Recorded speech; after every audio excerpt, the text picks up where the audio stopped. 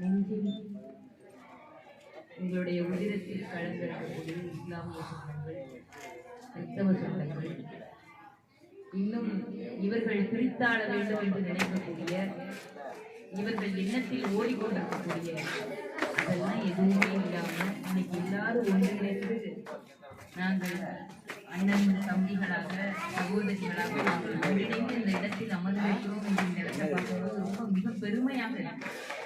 ரெண்டாவது விஷயம், எல்லா பாகங்களையும் போயிருக்கோம்.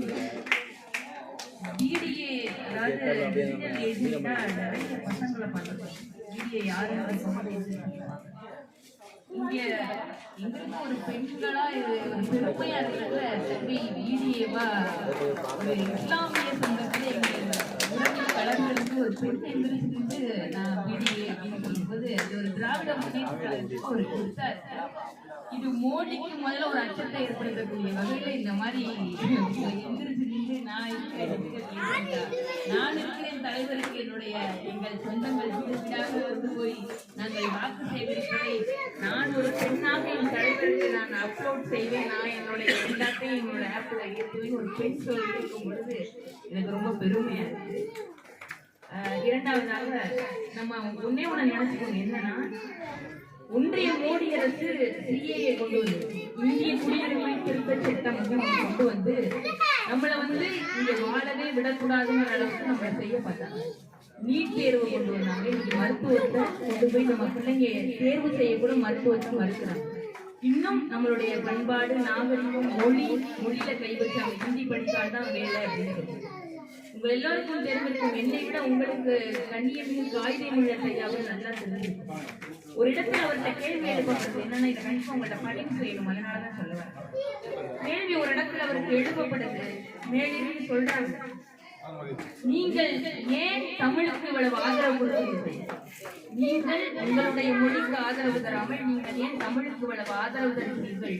உருதுவுக்கு நீங்கள் ஏன் இவ்வளவு ஆதரவு கொடுக்காமல் தமிழுக்கு இவ்வளவு ஆதரவு உங்களுக்கு வருகிறது என்று கண்ணியமிகு காகிதமிகு ஐயாவை கேட்கும் பொழுது அவர் எழுந்திருந்து ஒரு வார்த்தை சொன்னார். என்ன தெரியுமா? நான் அல்லாஹ் என்று சொல்வதற்கு முன்னால் அம்மா என்ற வார்த்தையை தான் நான் சொல்லுவேன்.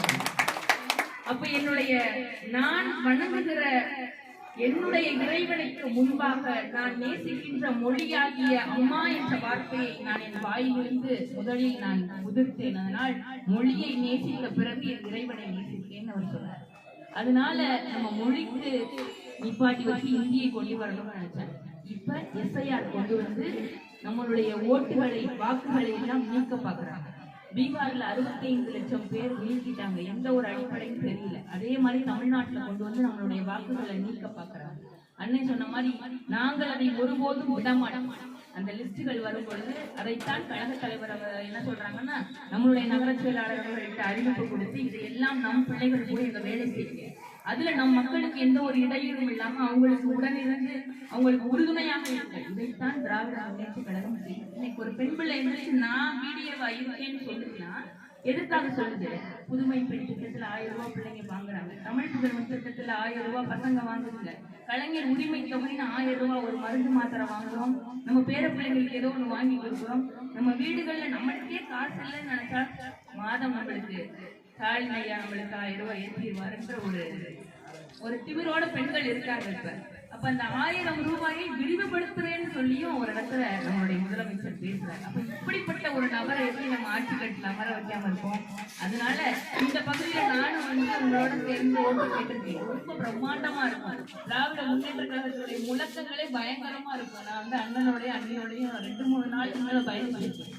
நம்ம நிறைய இடங்கள்ல நம்ம பயணிச்சிருந்தாலும் இந்த சுற்று வட்டாரத்துக்குள்ள போகும்போது அந்த முழக்கங்கள்ல ஒரு குறைவே இருக்காது. அந்த முழக்கம் போட்டுக்கிட்டே இந்த பக்கம் போகும்போது அங்க இருக்க மக்களும் ரொம்ப ஆரவாரமா இருப்பாங்க. அதனால நான் இவ்வளவு நேரம் பேசுறேன். அதனால இதை நம்ம விட்டுறக்கூடாது.